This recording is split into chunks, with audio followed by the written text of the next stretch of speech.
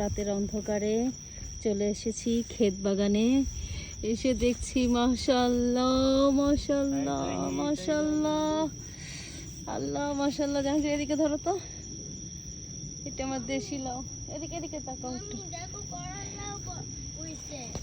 এটা আমাদের দেশি লাউ মাশাআল্লাহ।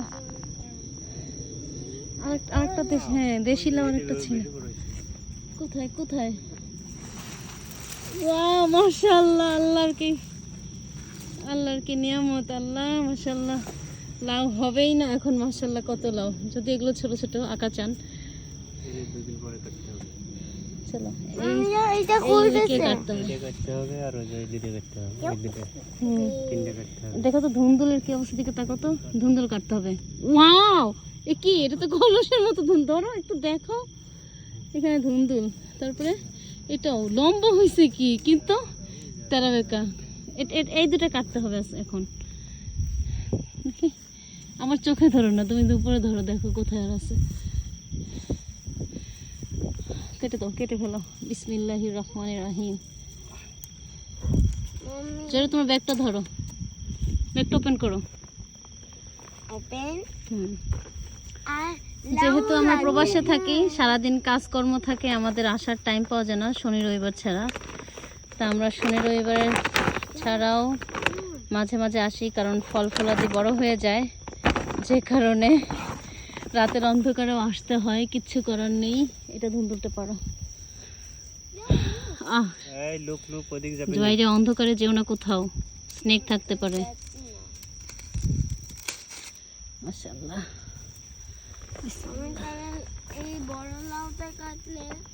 ওটা আরো বড় হবে, তাই না? আমরা লাউ কাটবো আজকে, লাউ হারভেস্ট করে নিয়ে যাবো। নাইমার উপরে আসছিল ওই দিন, এই লাউ গুলো বড় হলে দেশি লাউ খাওয়াতে পারতাম। আল্লাহ বাঁচাইছিলে, দেশি লাউ হোক আরো হোক, সবাইকে খাওয়াবো।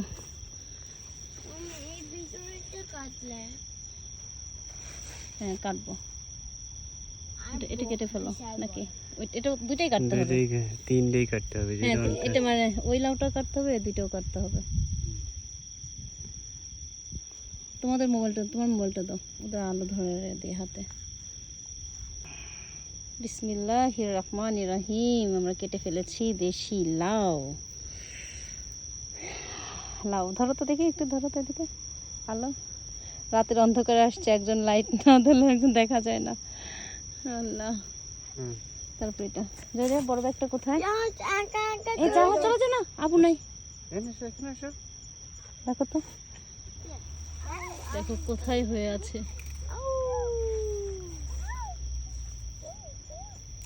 আল্লাহ, বিসমিল্লাহ।